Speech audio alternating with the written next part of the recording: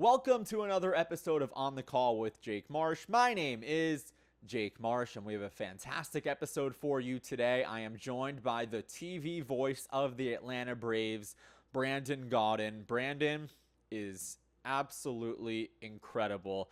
He talks about how he got the Braves job after growing up as a Braves fan. He also does pretty much every sport out there. He works for Fox and Big Ten Network calling college football and basketball. He had a huge promotion this year in the college basketball ranks, getting the nod to call the NCAA Tournament with Turner, which is my dream job and many people's dream job. So we talk about that experience. And he also is the voice of something that you folks who are video game nerds might play every single day. And that is Madden. He's been the voice of Madden for quite some time right now. So we go into the behind the scenes of that, and we get some career advice from Brandon as well. And then we'll close out the show with our recurring segments. I was about to say who's back. Certainly not who's back. My memory is thinking about Part of My Take recording a podcast. It is not who's back. I love who's back, but that is Part of My Take's lane, not my lane. We will not be doing who's back. We will be doing Firefest. Just kidding. We will be doing Tip of the Cap and That's Wild of the week. So let's get into it. Another episode of On the Call with Jake Marsh starts now. It's caught! Touchdown! It's time to dance! Oh my goodness! Gloves are off! 7 for 3! Bang! Oh, that is swatted away! Shefflin brings the boom! This is Hawk. A step back 3! Oh yeah! The shot of a lifetime! Barstool Sports! Arizona Bowl champions! It's good! It's over! He got it! He got it! He got it! It's 6! All right, we now welcome on a very special guest. He is the voice of the Atlanta Braves. He is one of the voices of March Madness. He's on Fox Sports, Big Ten Network. I think we could complete a full bingo card of this man's accomplishments and working accolades so far. It is Brandon Gaudin. Brandon, thought this would be a great time to have you on in the All-Star break. Your Braves are red hot in the first half of the season, but I want to circle back and go back to your childhood for a little bit, because a lot of the reason I started this show was to receive advice from broadcasters, but also for guests to give advice to young and future broadcasters. And there's a funny story online about you as a child aspiring to be a sports broadcaster when you wrote a letter to the legendary Skip Caray as a kid asking how to get into broadcasting. Do you remember specifically what you asked him? And did you ever imagine you would be the voice of the Braves one day? Well, I still carry that letter and have it with me. And my siblings, for my 40th birthday last year, got it framed for me. So I have the original letter in my sock drawer. I have a framed copy of it as a 40th birthday present. So yes, I carry it with me. It's a reminder kind of why I got into the business. It's also a reminder of the first broadcaster that gave me advice, and someone that I grew up watching every night on TBS as Skip Caray was calling those Braves games back in the 90s as I was coming of age as a young man. And he was in that reply and making himself real to me, because he was just this guy that I saw on a screen from a distance. But when I received a reply, and the letter that I sent him, when I received his reply, it made him tangible. It made him real.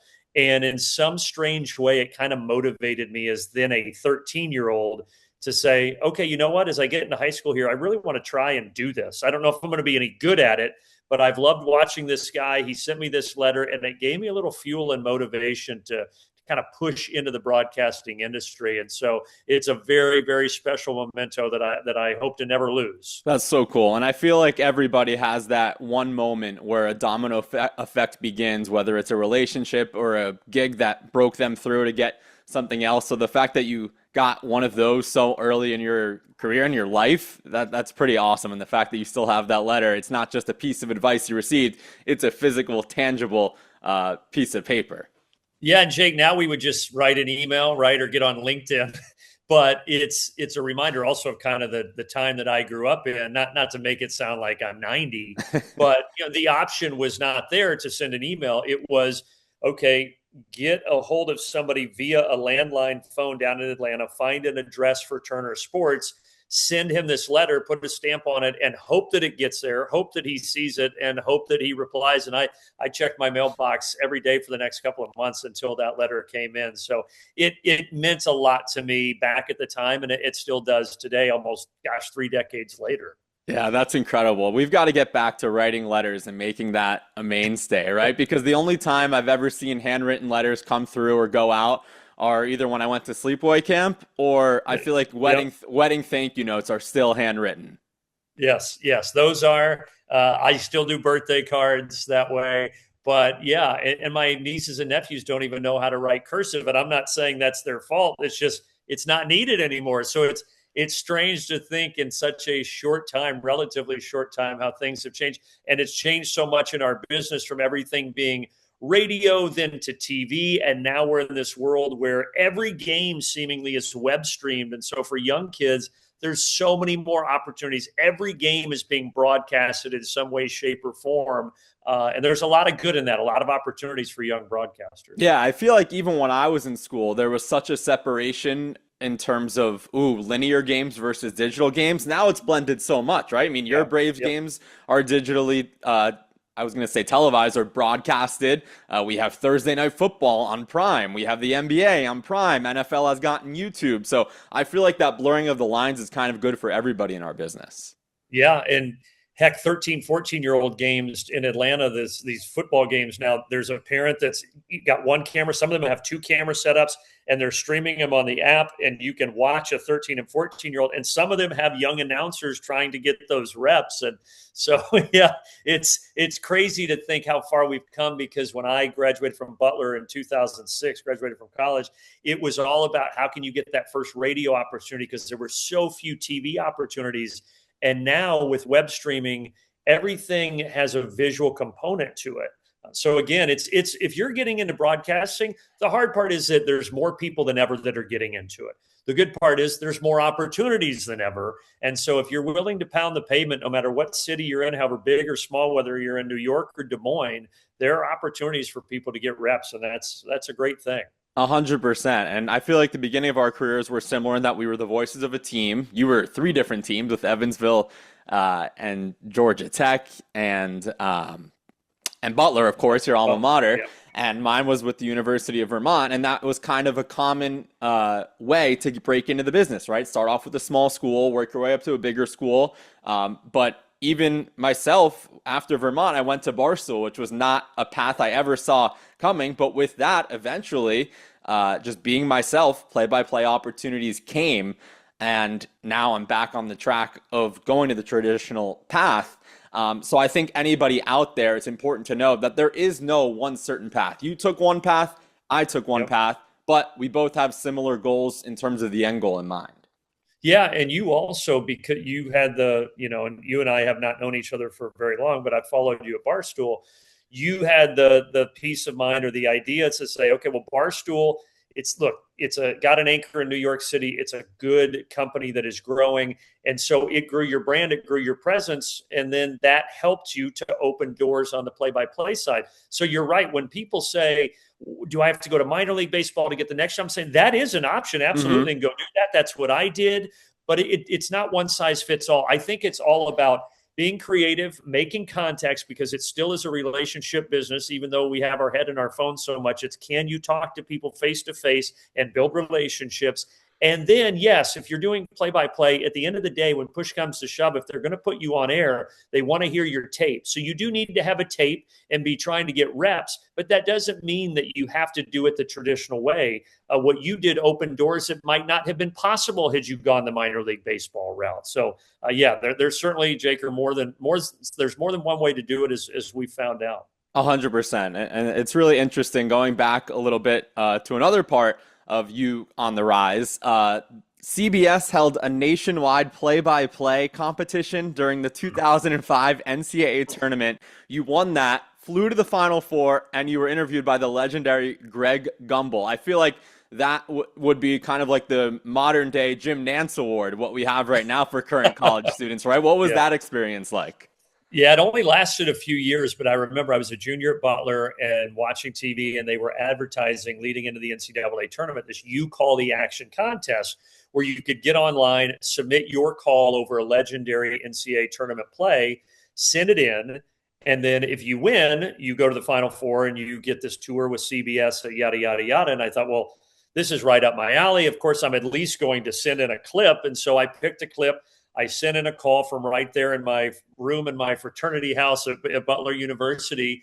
And a couple weeks before the Final Four, I got a call from CBS, and they said, just wanted to let you know you're one of the 10 finalists. If you're selected, here's what we'll need, and here's when this will happen. And a week later, they called and said that they gave the final 10 clips to Greg Gumbel to listen to, and he selected mine, which, when at any point that would have been an honor, but especially for a 21-year-old kid that's trying to break into the business, I thought, wow, how cool is this that I won this contest. Greg Gumbel got to listen to my clip. It was a very special moment.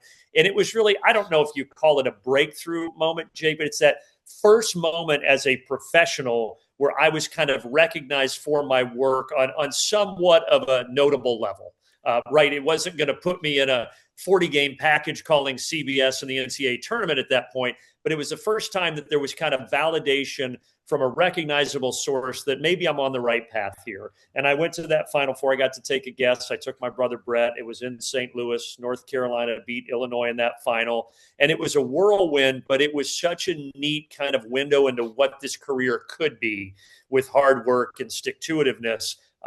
So good research on your part. Not many people can find that because that's now 20 years in the rearview mirror. But that was a very special moment. A follow-up to that, which clip did you pick for the legendary call for Greg Gumbel to listen to? So it was a Kentucky Elite Eight game, Sweet 16 game. And to be honest, I cannot even remember. It was in the early 2000s, and I think they played Michigan State.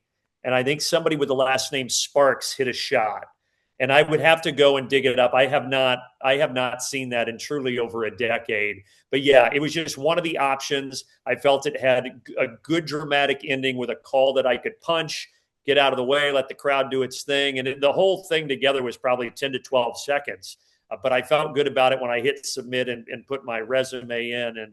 And thankfully, it all worked out. I pulled it up. Patrick Sparks, desperation 3, end of regulation. Spartans defeat Kentucky in double overtime thriller. Okay, so it was Michigan State over Kentucky. Yes.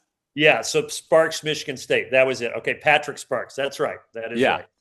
Yep. Yeah, but to your point of getting that validation from somebody outside of your inner circle, I think that's huge, right? Because you're always going to have your friends and family to tell you, hey, Brandon, hey, Jake, you guys are doing a great job. Just keep at it. And that is enough to get out of bed every day and continue pushing. But once you get that first approval or that first yes outside of that circle, that boosts your confidence unlike anything else. And for me, I mentioned the Jim Nantz Award. When I finished 9th place inside the top 10 my senior year, I was like, holy crap, this is somebody outside of my friends and family recognizing my work. And that confidence, it's just unmatched. Yes. And you know how it is. I know you've done it on both sides. People send you tapes. You've sent people tapes. When you're going through that process as a 21, 22, 23-year-old and you're sending people tapes, that's also when you're seeking that outside validation because, look, growing up, you can have things go one of two ways. You hear about a lot of people, no matter what industry they're getting into, that they come from tough backgrounds where nobody believes in them, and that motivates them. I was very blessed in that I had two parents that never told me no. Now, they told me, no, you can't have that card. No, you can't do this. But they always believed in me when I said I wanted to be a broadcaster. And they said, yes, absolutely, go for it. That's a blessing. I was very fortunate in that regard. But to your point, okay, mom and dad think I can do this. My best friend thinks I can do it. That's great. What about people that are in this business? And when I started to send my tape out, I got really valuable feedback. I got feedback that said, I think you can do this, but you need to work on X, Y, and Z. But I kept hearing, I think you can do this. I think you're meant for this. And that from outside sources was that validation, that push that I needed to keep going. And then from there, you get job 1, that leads to job 2, job 3, and so on and so forth. 100%. And I've talked about this with plenty of different people who have come on this show before, there's the luck aspect, right? Because you can be an incredible broadcaster and it might just not be right place, right time. You might have other connections with people. And I think that can be the frustrating part, right? Too, because somebody can get sick and somebody can fill in and that could open the doors. So there's so many aspects similar to what we were talking about with the different paths for working your way up. There's also different paths to just getting in the door. Yeah. I always, some people say cream rises to the top. And sure, by and large, I think that's true. But you're always going to have people that got redirected into a different profession that maybe could have been amazing sports broadcasters. Morgan Freeman, I don't know why his name just popped in my mind, maybe because he's got such an iconic voice. If he had said, I want to pursue broadcasting instead of acting, maybe he would have been Ian Eagle or Jim Nantz. I don't know. Point is, there is a group of people that never made it to the top that could have, but just life in certain circumstances and not getting that break goes their way. And you're right.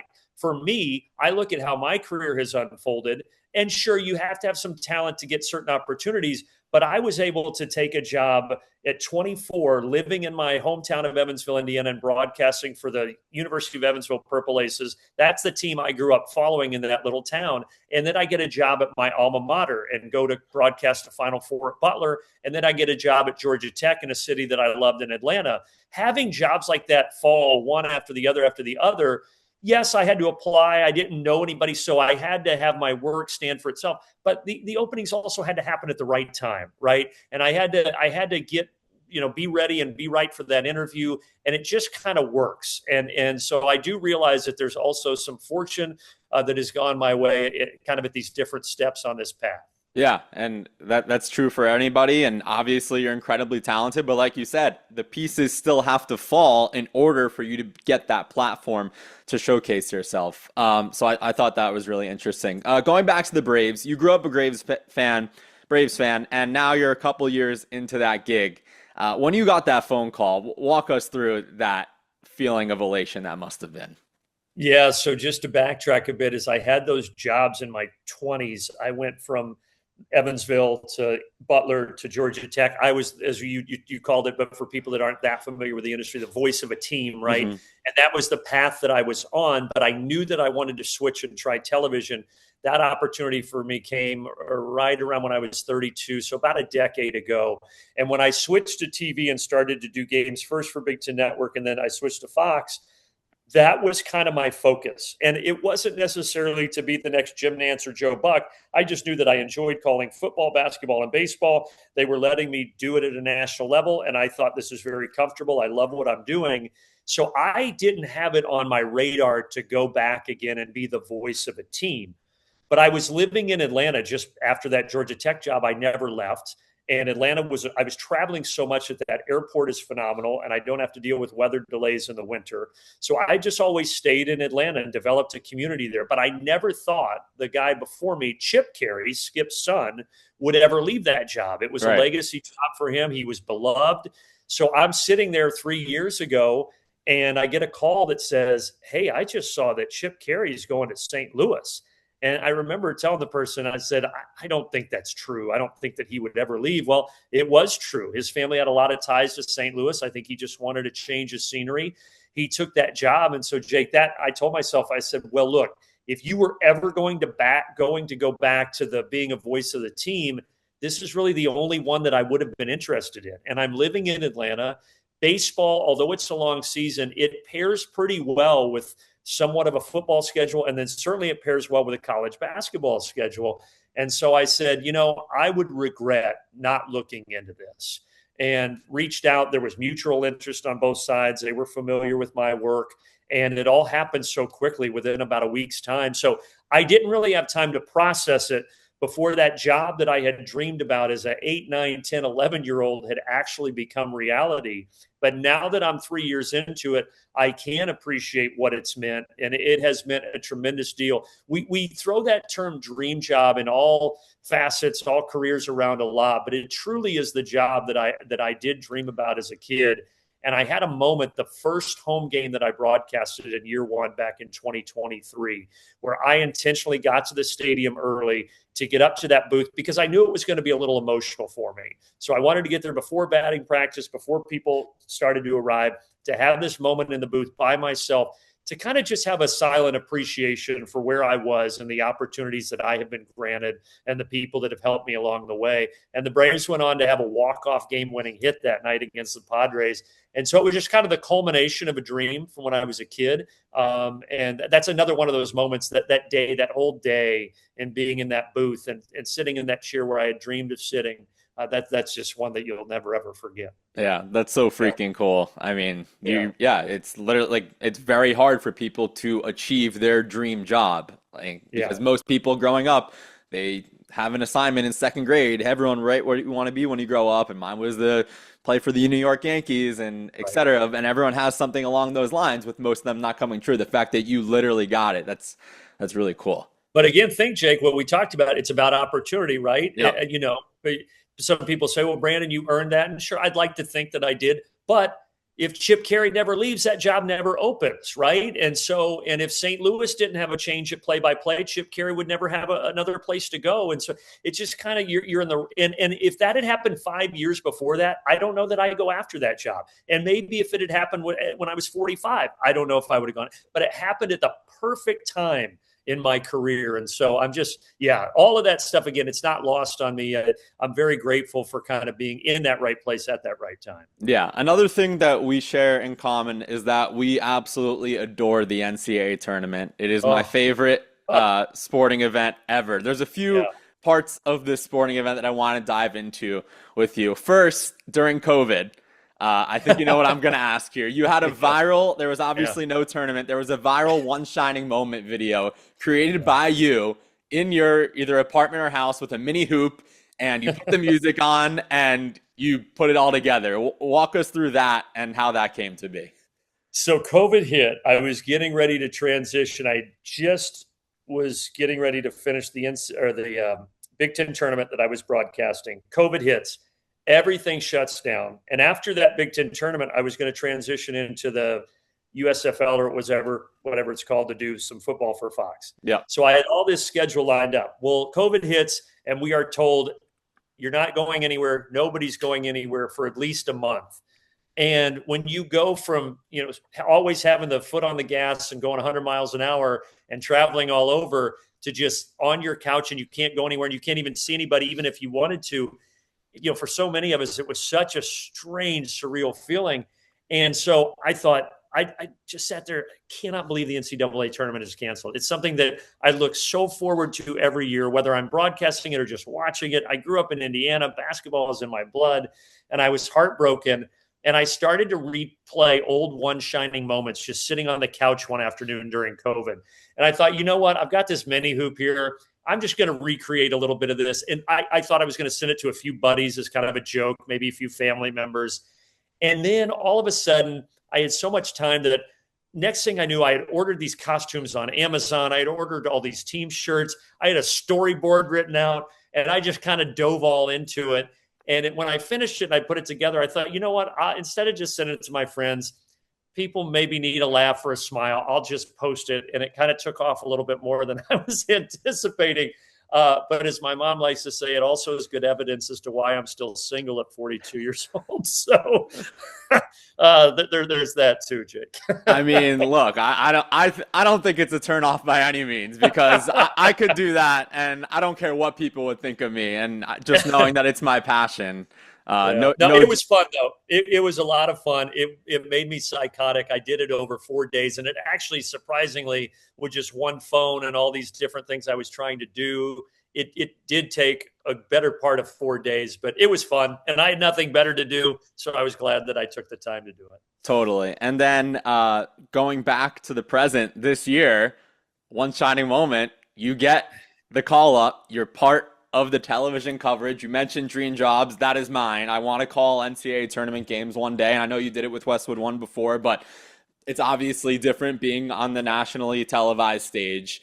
And you got it. So just knowing when you got that call, similar to the Braves, culminating up to that, how did that come to be?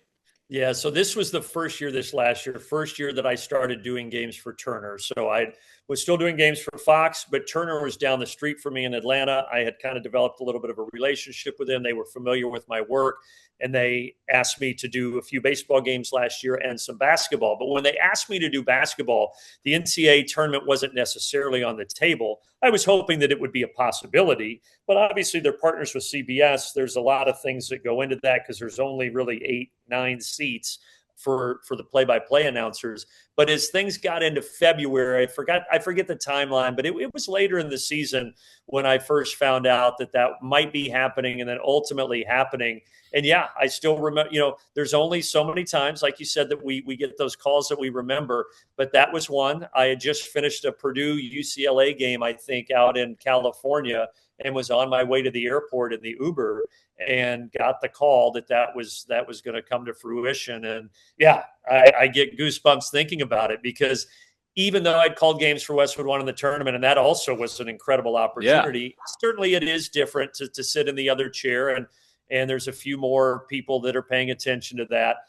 But I just viewed it as such an honor growing up watching that tournament every single year and really studying the announcers growing up and listening intently and thinking, man, how cool it would be to have that chance one day. So when I sat in that chair that first day for the first of 4 games, I knew it was going to be a long day, but I felt like I was ready for it. Having done the tournament for Westwood One, I felt like I was prepped and excited for that moment. And it was cool. And the game in the second round between Vanderbilt and Nebraska that went down to that final shot for Vanderbilt that went in and out, those are the moments as a fan that you dream of, and certainly as a broadcaster that you just hope that you're able to witness someday. So to have that in my first tournament on the television side, I felt a little spoiled. And it was, I think I tweeted in the moment, it was as close to the Gordon Hayward shot as we'll ever see, which is full circle for you being a Butler guy. Although I think you just missed the Gordon Hayward shot as the voice I just of the Bulldogs, missed it, right? yeah. So I got the Butler job in 2011, their second run to the Final Four. That Gordon Hayward shot, I was sitting 20 rows behind that basket as a fan with a buddy of mine from Butler. And it's probably a good thing that shot didn't go in, because there was no amount of security that was going to keep me off that floor. And I probably would have either been in jail or in a ditch or both that night. So maybe it's a good thing Gordon Hayward didn't hit that shot. But after that Vanderbilt shot this year missed, and the crowd did its thing, and I laid out and let them do all of that, and Chris Webber broke it down, as we kept showing the replays, I said, Chris, I can't help but think back to 2010 and that Hayward shot with Butler, because I know that several people, or not several, but a lot of people that remember that shot were thinking the same thing. And so that, it was part PTSD, but also it was also kind of a cool moment in a strange way as well. Yeah, I mean, either way, it would have been an epic moment, right? Because like there's very few shots that you remember in terms of misses that come to mind. But Gordon Hayward's obviously that, and for the college basketball nuts like me and you, that one with Vandy and Nebraska, especially with those two teams, right? The last decade, they've been so bad at everything, and I don't think that's talking crap about them. It's been the truth in most of their sports, aside from maybe Nebraska volleyball, I know is a really big deal, and Vandy baseball. But for these two teams, the men's basketball stage, to go to the Sweet 16 and it coming down to that was pretty cool. Yeah, it's one of those March storylines we love. You kind of wish that both of them could advance because of that, because they just have not experienced much basketball success. But the heart-wrenching parts of March also make March great. And so you see the deflation of Vanderbilt and just how they just truly fall down to 2 knees in dejection. And then the jubilation of Nebraska. And that juxtaposition is why we love sports. I mean, it's a really cool thing to witness, even though someone has to go home a loser. And that's what I thought, is I wasn't talking after the shot finished and we were just watching the action. And I was just looking at both sides, trying to soak it in and think, man, this is a pretty cool moment to be a part of. Yeah, and that is what makes one shining moment so emotional at the end of the tournament. So that was really cool. And one more leg of your career that I want to get into is Madden. And I think it's so cool that you've been the voice of Madden. And again, one of those unique jobs that I'm sure a lot of people think about having, but only so few people get the opportunity to take part of. I've seen a little behind the scenes of some people voicing over video games, and from my understanding, it's just hours and hours and hours of voiceover. what is the biggest thing you can share with us regarding that process? Yeah, there were a lot of surprises. So Charles Davis, the analyst, and I, who's become my biggest mentor and one of my greatest friends on this earth, we've done it now for a decade, which is hard to believe. I say that because I'm trying to think back to the beginning.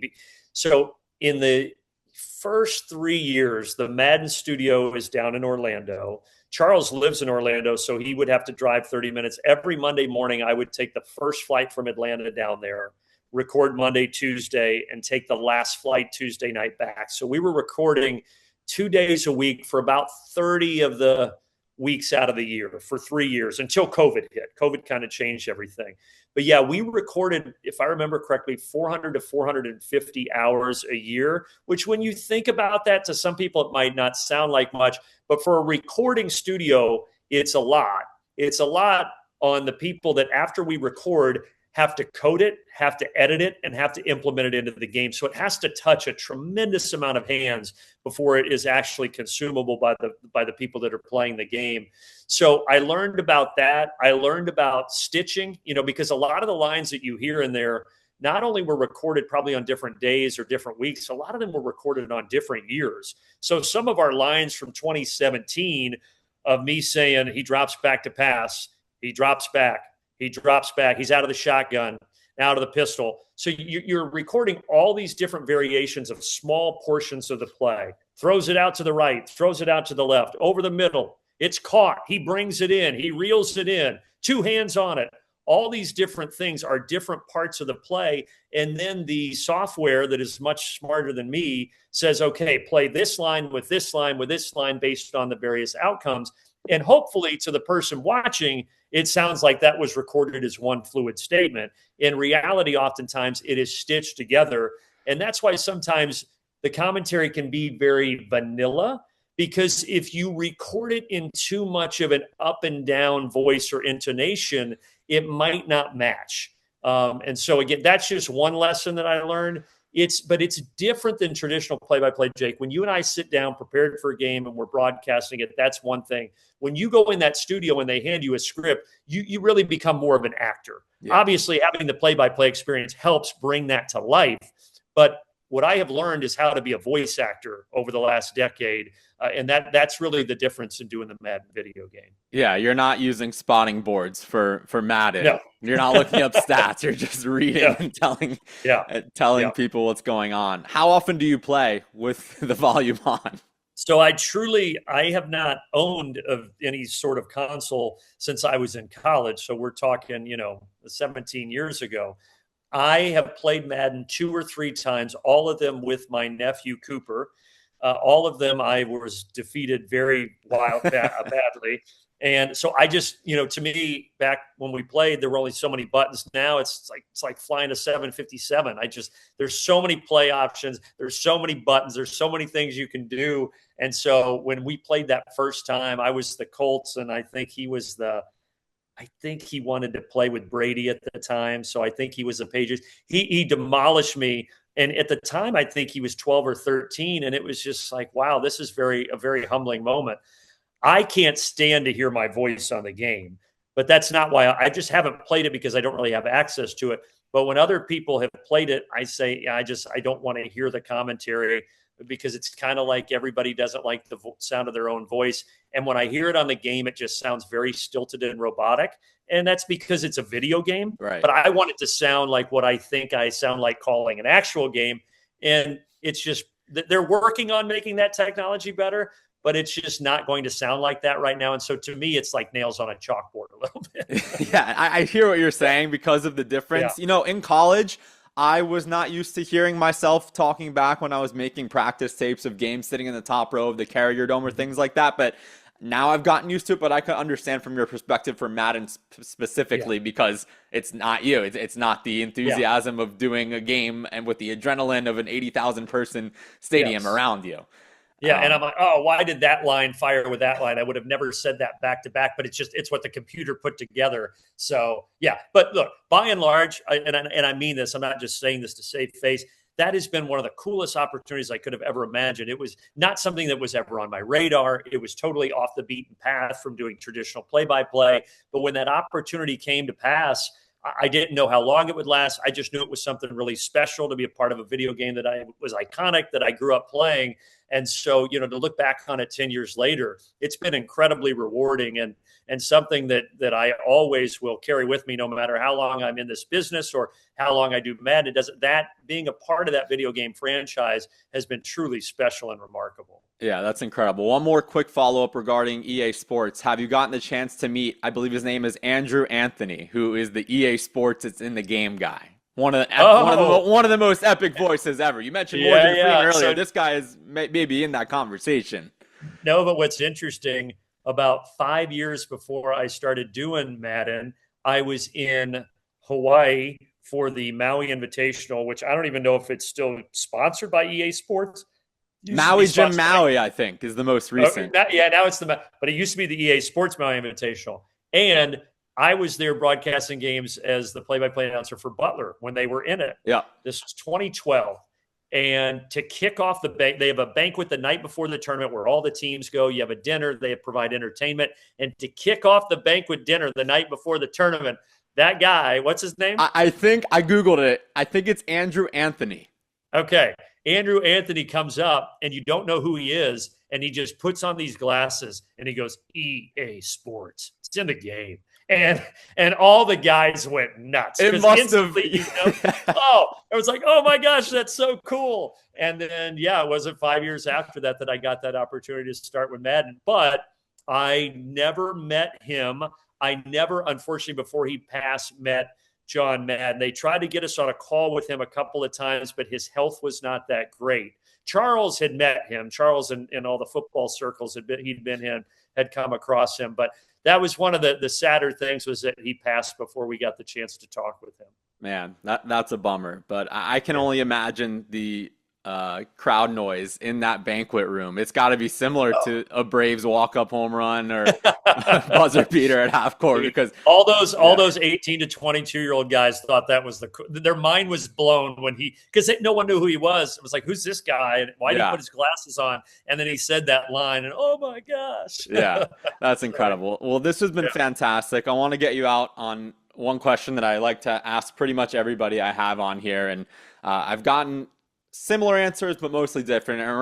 It's in regards to advice, right? There's people listening who are trying to break in. Maybe they're in high school or college. There's people like me who are trying to take that next step.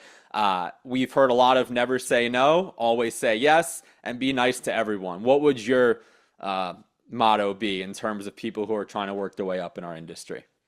Yeah, well, first of all, those are absolutely true, but it would be opportunistic.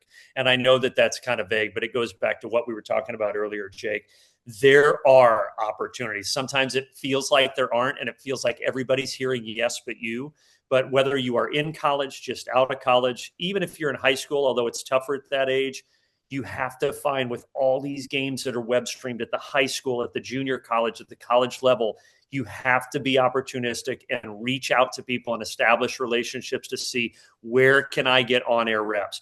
Because yes, doing it on your couch or at the top of the Carrier Dome into a microphone, that is a necessity to get started. But at some point, you need somebody to hire you to give you reps. And don't think that it needs to be at the Division I level. Or no, that's not where you start. You cut your teeth with these smaller opportunities. So I'll just finish with this by saying, recently someone said that they were taking a job as a reporter in Des Moines, Iowa, but they really wanted to do play-by-play, kind of like what we were saying earlier. Different people have different paths. And he was so worried about being stuck now as a sports reporter on a local news station and not getting play-by-play. And as we looked online and worked through it, he was able to find 6 or 7 outlets via high school, college, places that were web streaming games, and a couple of them needed announcers. And he was able to get regular reps by just getting on the phone, sending emails, getting on LinkedIn and saying, here's my story. Here's a tape of me calling a game. I'm willing to do whatever to get my foot in the door. And so in conjunction with being a sports TV reporter, he was able to get those play-by-play reps and then ultimately go on to get another job. And so, yeah, I would say be opportunistic and realize no matter how big or small of a market you are in, if you're willing to knock on the doors and be persistent, I think something's going to open up for you eventually. That's awesome. Well, Brandon, you can hear him calling the Braves after the All-Star break or college football, or you can hear him whenever you want if you just turn on your Xbox or PS5 and play Madden. Brandon, this has been great. Thank you so much for your time. Absolutely, Jake. Great to chat with you, man. All right. Thanks again to Brandon for taking the time. I thought that was an awesome interview. Let me know what you guys think of it and who you want to see on this show next. Let's wrap up with our 2 recurring segments. It's That's Wild of the Week, and it is Tip of the Cap. And we're going to start off with Tip of the Cap. And this is a story that was talked about on a lot of different shows throughout sports media over the week. But a tip of the cap to one of the living legends in sports media, and that is Dan Patrick. Dan has been sensational for decades and decades, and he was doing his live show out in Lake Tahoe last week when he had a scheduled interview with WNBA Commissioner Kathy Engelbert ready to go. And then they waited and waited for, I believe it was 2 hours, and she didn't show up and was told by her PR staff that the interview was a no-go. Dan then went on his show and he stood on business, let's say that. And the fact that the B-roll panned to Kathy Engelbert, who was one of the celebrities playing in the Lake Tahoe annual tournament, the American Century Championship, it panned to her working on her short game, a few hundred yards behind Dan Patrick and his hardworking crew. The fact that she said the PR staff turned it down when she literally is their boss, she's their commissioner. That's like me during that's like on PMT if Big Cat told somebody he couldn't do an interview because somebody under him like me said that he couldn't. It just doesn't make sense, and it's just a cop-out answer, and just ridiculous in my mind. So tip of the cap to Dan Patrick for making that example and showing people, not only in broadcasting journalism but in life, you say you do something, you do it, unless there is a crazy reason. Life happens, we know that, but shout out to Dan Patrick. That was certainly a unique situation. All right, now That's Wild of the Week. Instead of one that we usually zone in on, I have 3 quick hitters for us that I bookmarked on Twitter throughout the week. This one comes from July 10th. So Friday night, there was a pitcher-hitter matchup in the game between the Texas Rangers and the Houston Astros. The Texas Rangers player at bat, his name was Jake Burger. He hit a 3-run home run off an Astros pitcher named Brian King. Burger beats King and hits a whopper in the process. Folks, that's wild. Next, we have a wild stat from Jordan Moore, who is a professional sports watcher, and he works for DraftKings. A wild stat. France has more wins at Gillette Stadium this World Cup than the Jets do since 2011. That number is 2. The Jets are 1-14 in Gillette since 2011 and play there once a year. France came to the World Cup and picked up 2 victories in the process. Folks, that is wild. Lastly, the All-Star Game is tonight. If you're listening on Tuesday, if you're listening later in the week, the All-Star Game's already happened. From Lachlan March, a Phillies beat writer for the Philly Inquirer. Dylan Cease is the first Blue Jays pitcher to start the All-Star Game since Roy Halladay in 2009. Christopher Sanchez is the first Phillies pitcher to start the All-Star Game since Roy Halladay in 2011. Rest in peace, Roy Halladay. But folks, that is wild. All right, that will do it for this week's episode of On the Call with Jake Marsh. But for those of you who stuck around till the very end here, a little secret, not so secret bonus announcement. I'm back on the road. I'm back on the call next week. Folks, I'm really excited for this assignment. I am going to be one of the play-by-play broadcasters for TBT 2026. That's right. The basketball tournament is back. on Fox Sports, and I am so elated and honored to be part of the broadcast team. I'm going to be paired up with College Hoops legend Casey Jacobson, and we are going to be broadcasting the entirety of the best of 3 series between Hall In, the Seton Hall alumni, versus Boeheim's Army, the Syracuse alumni. That's right, folks. I am making my way back to my alma mater for at least 1, maybe 2 games. TBT changed up their format this year. It is 14 teams. There are 8 alumni teams composed of in a bracket. The first round's best of 3. So game 1 is going to be in New Jersey next Tuesday on FS1 on Seton Hall's campus in Walsh Gymnasium. Then Wednesday will be a travel day. I'll drive up to Syracuse. Game 2 Thursday at the On Center in downtown Syracuse. And if Game 3 is necessary, it would then be in the On Center in Syracuse next Friday night. So games 1 and 2 on FS1, Game 3 if necessary on FS2. Thank you to Fox Sports and TBT for the opportunity. I am so excited to get back up to the Northeast to be on the call for some high-stakes $2 million winner-takes-all summer basketball. So stay tuned for that. I was going to announce it on social later on, but for those of you who are loyal listeners and subscribers or viewers to On the Call with Jake Marsh, you heard it here first. On the Call with Jake Marsh, exclusive. Hall In versus Boeheim's Army, Syracuse Seton Hall, an old school Big East rivalry. I am amped. I believe the tickets sold out, and it's going to be so much fun. So tune in next week. We'll be recording on the road, getting ready for that big-time matchup, and that will do it. All right, folks. This was another episode of On the Call with Jake Marsh. My name is Jake Marsh. We will see you next week.